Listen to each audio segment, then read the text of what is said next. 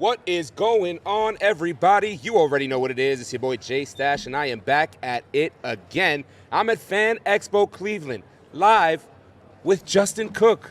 Justin, how are you? It's great to see you guys. The voice of many beloved anime characters, especially known for his role as Yusuke in Yu Yu Hakusho. Speaking! The sturdy hero himself, Kirishima, a.k.a. Red Riot. Solid as a rock. And Super Boo. Yes! From Dragon Ball Z, sir. Welcome. Indeed, thanks, man. I am excited to have you up here. Big fan of my hero personally, and I know my cousin over here to the left is a huge anime fan. And like I said, our first voice actor in the booth. Hey! You know what I mean? I had the pleasure last year to meet Justin Briner, Dave Matranga, Sean Schemmel, Chris, and all that. So it's a good group of people. It is a good group. I'm very blessed to be able to sit across from such great talent. Dude, I'm going to tell you what, I'm pretty blessed to be able to work with them for the last 20 years. I love that attitude. Yeah, it's amazing. I bet if you surrounded yourself with such a great cast of people in your career. Man, I'm telling you what, I think they're just, it's not me surrounding myself. It's just a group that kind of allows everyone to come in. I love that. Right? I love that. And I mean, so was Yu Yu your first voice acting role, by the way? Believe it or not, it was Dende,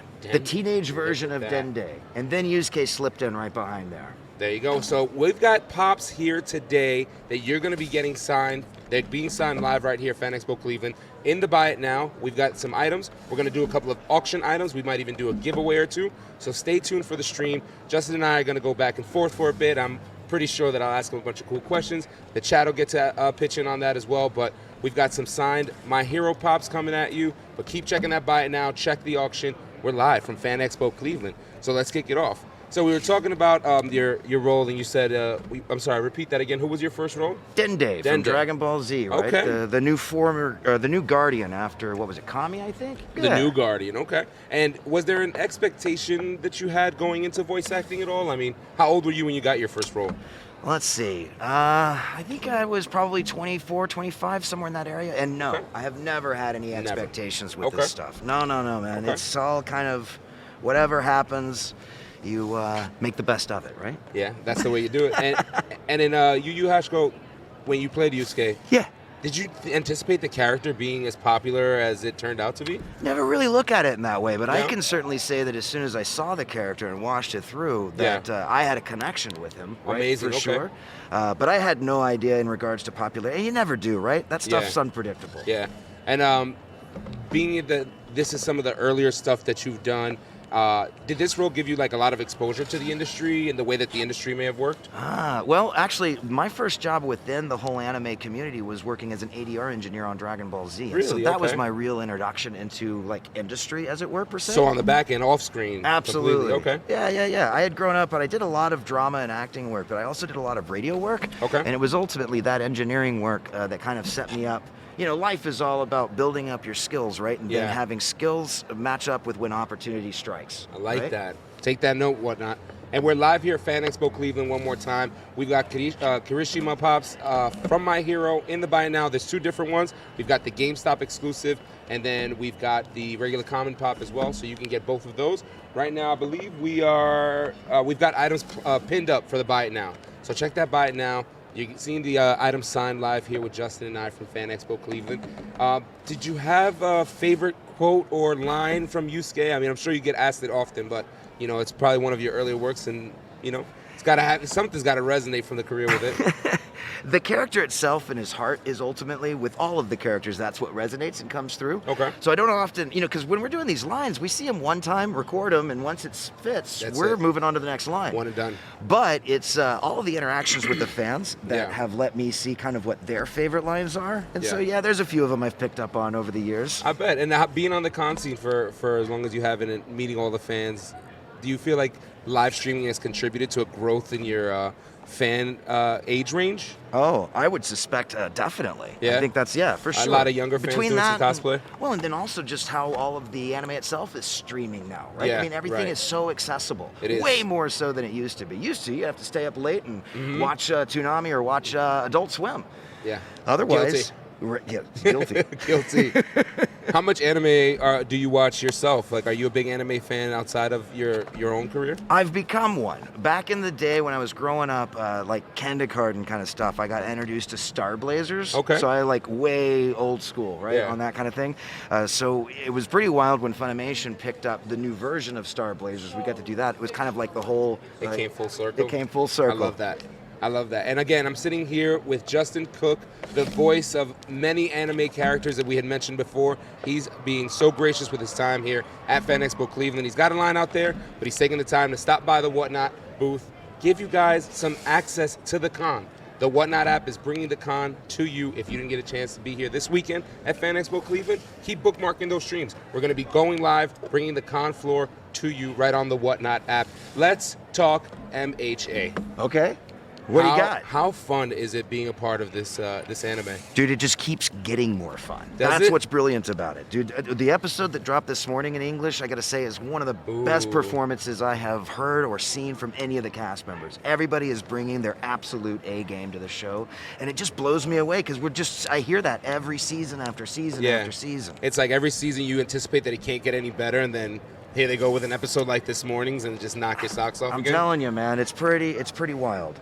Being one of the more recent roles that you've worked on as Red Riot, how did the pandemic affect or enrich your craft? Well, it certainly made a lot of the folks who kind of run the studio have to think on their toes a bit, right? I bet. Yeah. Had to kind of come up with a For new sure. way of recording, Yeah. remote style. And so we came up with about 3 or 4 different ways so that we really were only down for about a month or so before we were starting to kind of build ourselves back up. My Hero was actually one of the first shows that we started back up in the pandemic. Yes. Gave everybody these remote kind of actor kits. And off to the races. And then from there, we kind of figured out an isolated way to record in studio. So actors had that as an available option to them. Right. And, And now with time. my limited interactions that I've had with voice actors, like I was mentioning before, Justin Briner, Zach Aguilar, they tell me that naturally you guys go into a room and you record by yourself anyway. That's correct. You don't really get a chance to interact with people while you're recording, right? Right. The trouble is you got to match up all the flaps that are trapped in on that animation there, right? Gotcha. So if I'm sitting there with Briner and we've got a scene together, Yeah. if I'm sitting there waiting for him to get his line timed up right, I'm not really getting to interact with him or him with me, right? So it ends up being whoever records first gets nobody to interact with. Yeah. And then as more people come in, the show kind of fills out. Yeah. And whoever's the last to record really gets to kind of actually react and act off of everybody else's performances. Is there a preference for you?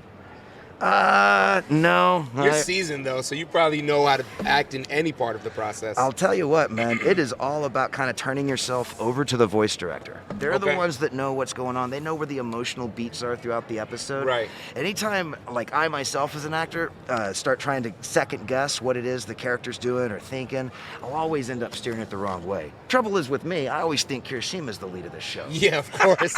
Well, I mean, listen, we got to see that Unbreakable episode. I think it was episode 68, where Kirishima reveals this new level to his quirk in season 5, fighting that Blade villain in the alley. Yes. What was that moment for you to see the character portrayed the way that we see him here on this Funko Pop? This jagged, rigid, new form. Was it empowering for you and give you a new perspective on it? For sure. I mean, I was excited, right? Oh, so yeah, I of wanted to course. make sure that the, as entertaining as it is just to watch it in the animation, I wanted to make sure I was bringing at least that level of heart to the vocal quality of it. So yeah, man. I love that. And again, we're sitting here with Justin Cook live at Fan Expo Cleveland. Justin is signing an array of items that you can find in the Buy It Now. We are auctioning a few, but stay tuned. We've got items going here. We've got signed Funko Pops, both exclusive and common Pops. Pick up the one for your collection here during this interview. Now, Justin, you had spoken to a couple of things that I kind of like to ask other voice actors about. Being that it is primarily a skill that you guys, have to record on your own, how tough is it to have to convey that emotion? Do you feel like you have to watch a couple of scenes ahead to kind of help you understand the direction?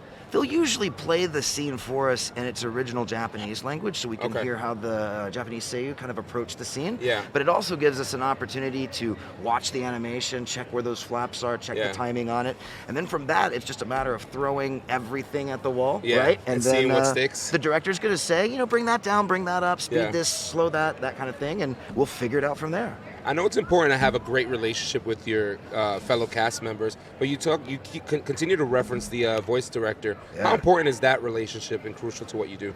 I mean, I would say that it is the most important. It is the most important. Yeah, I mean, again, they're the one I call them, they're like the gatekeeper and the keymaster all together, right? They're the ones that know what's what with this episode, and you just follow their lead. Yeah, you got to follow the voice director for a reason, right? Well, hey, you know what? It's like when you're dancing, right? You can't have two people leading. Right, or two left feet. That's the rule of thumb. You don't want two left feet. Got to make sure you're dancing to the same music. That's a good one, too. That's a real one. And that can happen, where people just get, a vision a little bit wrong in the way that an actor might see what's going on in a scene. Right. The director's got that wider view. They know what's coming. Yeah. Right? What's the experience working like with what I consider to be a powerhouse crew when you've got names Justin Briner, David Matranga, Chris Sabat, Clifford Chapin, Justin Cook. What's it like to be a part of this team of 5, this powerhouse? An honor. That's what it is. Yeah, because getting to, all the names you've mentioned there are folks that really do bring up the game. They're the ones that, make us all work and try a little harder, right? Yeah. Colleen, there's another one. Right? Colleen is another one, yeah. I had the pleasure of sitting with Steve Bloom last year and really got an insight into Steve's process beyond the screen. What's it like for you? Do you have any aspirations of wanting to screenwrite or produce or things like that? Or have you already? No, I get kept pretty busy here. Yeah, I was going to say, your plate's pretty full. Your plate is pretty full, but listen, an appetite is an appetite, right? After a while, you got to keep it fed. That's fair. I'm pretty full. Good. We're here again with Justin Cook live at Fan Expo Cleveland. We've got these exclusive Funko Pops signed right now by the voice actor. Get your hands on them here. Exclusive Funko Pops. We've got figures and more. Check out the buy it nows. Check out the auctions. I believe we did a giveaway. We're doing one towards the end of the stream, but keep on tuning in all weekend long. We've been here at Fan Expo Cleveland. Next week, we're hitting the road and we're in Orlando for MegaCon. Be sure to bookmark those streams. We're going to have an array of talented guests as well. So don't miss out. Bookmark the streams. Get in on the action. So we talked about your experience beyond the screen and how busy you are. Is there an ideal role that you think you would fit into naturally, if you do feel like the time comes that I'm ready to do something more than be on the voice actor? Ooh, I don't know. We'll just have to see, man. I'm not one for liking to try to plan things out. Okay. I find that's the best way to kind of goof it up. To operate, yeah. So I just kind of roll with it, let opportunities roll in, and I assess. Minimize expectations, so there's kind of like no. That's right. I like to stay happy, man. Oh, I love that. You are a super happy dude. I'm getting that. I'm getting this vibe from you, that feeling from you. How do you, being so busy and having your plate so full, what do you do to unwind? Like, what's the go-to Sunday, if you will, for Justin? Sure. My wife and I like to sit down and have a drink together, and I've got a pretty large record collection. We'll sit around and I'll DJ for her, and we'll do that for about 90 minutes or so. And that's amazing. It's kind of a great way to kind of blow steam off and chill out. Well, the record community is huge here on the Whatnot platform. I mean, people, buy and sell record collections on the app. So being a record collector, how long have you been collecting? And honestly, is it collecting still or is it hoarding at this point? It's hoarding. It's got it. Like a true collector. Spoken like a true collector. I'm telling you, Too Many Records, which is also a name of a great I like show, that. I think, right? That's a great show idea. Like that? Yeah. It's in works. He's already doing it. Too Many Records. Justin Cook and Jay Stash live from the Fan Expo Trail. I think that was actually a guy that I think he's up in the northeast area. He opened up his own record shop. Can we borrow that? Is that okay? Yeah, that's what we're asking. Essentially, can we borrow the idea? No? Live here with Justin Cook, Fan Expo Cleveland. Justin, you've got over 150 fans of your work in the room right now. Explain to them what that creative process is like for you and what keeps you so, inspired to keep doing your job every day. Oh, well, man, I gotta tell you, the storytelling method of anime is just one of the most beautiful and concise and most heartfelt ways of showing animation. Yeah. I've never seen humanity so accurately displayed on screen before in an animated form. Yeah. And so I think just that right there and the way it continues to develop, the way the stories continue to develop, the way that the world continues to shrink and the stories that are being told are reaching everybody regardless of where they are or their position or place within the world.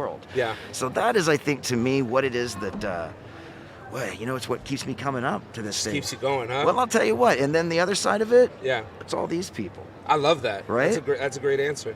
And do you feel that that's a reason that you keep coming to the cons? It could be a lot. It's really demanding going to the conventions. I've seen it from this perspective on how the talent can really, at times, your people too. It can be overwhelming. We, so when I grew up in a southern town, and my parents went to church regularly. Okay. And they would talk to me about Wednesday night church being the refueling station, right? Okay, yeah. So I look at conventions as being that kind of thing for anime, Yeah. right? So ultimately, I'll throw in as many hours as I possibly can to try Yeah. to work it out all week long. I hit one of these things on the weekend, and I'm telling you, even though I'm slamming it for 3 days, Yeah. it's like the level of energy these fans give me, Yeah. and I take that back and just throw it right back into these episodes. What are those fan experiences like for you? Does it kind of make you proud of the legacy that you're leaving in the voice acting community for anime? I don't know that I look at it as a legacy that I'm leaving, but I Yeah. can say that I'm absolutely stunned and overwhelmed at, I'll say this, as moved as I am by the anime, Yeah. that's one of the things that I get to share in Yeah. common with the fan.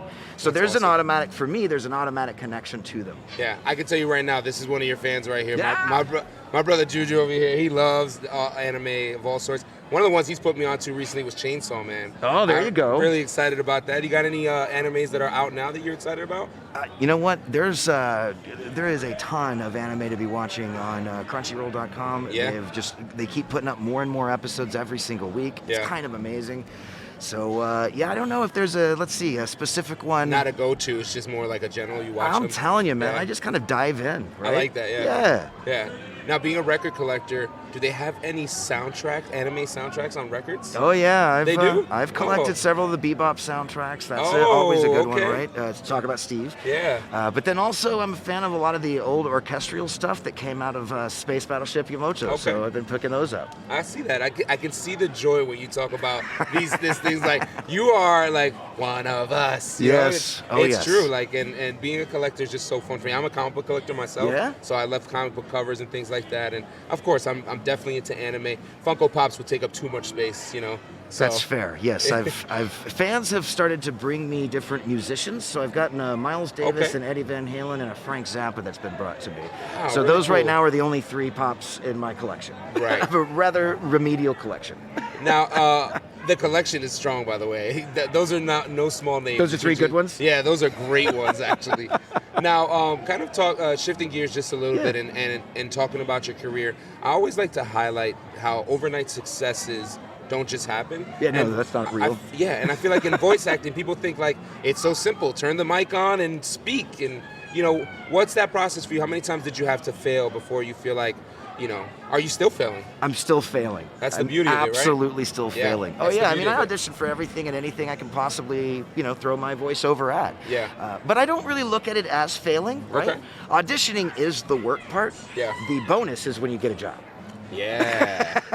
That's because you got a check coming in for sure, and you got your name tied to something really cool, right? Sure. Yeah. That's the way you got to see it.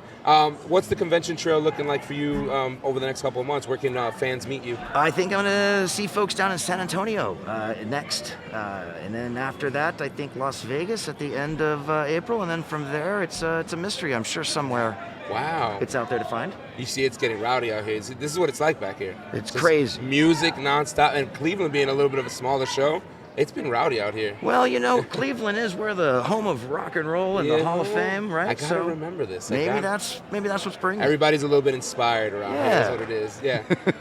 Do you have any musical background? You seem like you really seem to be a big fan of music. Yeah, my mom got me into playing piano when I was a kid, and kind of did that for a while. And then since the pandemic, I decided to start learning guitar. Oh, really? So the pandemic did bring you a little bit of a new gift then, huh? Well, yeah, it brought me the gift of alone. Yeah. Welcome to the story of all of us now. The pandemic, where we've all done self-growth and looked in the mirror and go, when are you actually going to shave or get a haircut?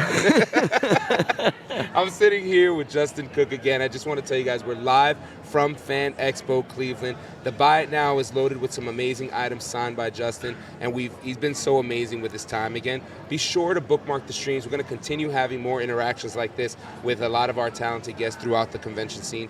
As we get ready to wrap things up, what do you want to say to people who just continue to support you and watch it, whether it's new stuff that you do, whether it's people in your circle, what's the message? You know, I'm gonna steal one actually. I'm gonna steal one Yes. from Kermit the Frog if I can, because Please. that sometimes is where the most like incredible advice comes from. Yes, let's hear it. All right, life's like a movie.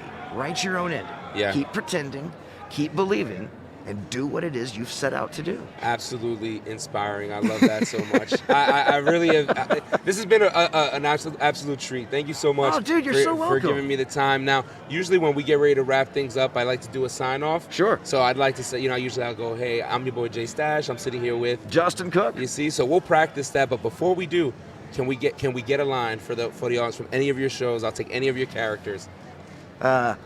Be more heroic. You could do it. No one behind you is gonna bleed. Where else but the Whatnot app? Justin Cook. Listen, ladies and gentlemen, thank you so much again for tuning in live. Fan Expo Cleveland, Fan Expo and Whatnot, continuing to bring you this digital meet and greets is what I like to call it. But we're signing off. I'm your boy Jay Stash. Justin Cook. And we're out of here. Talk to you guys later.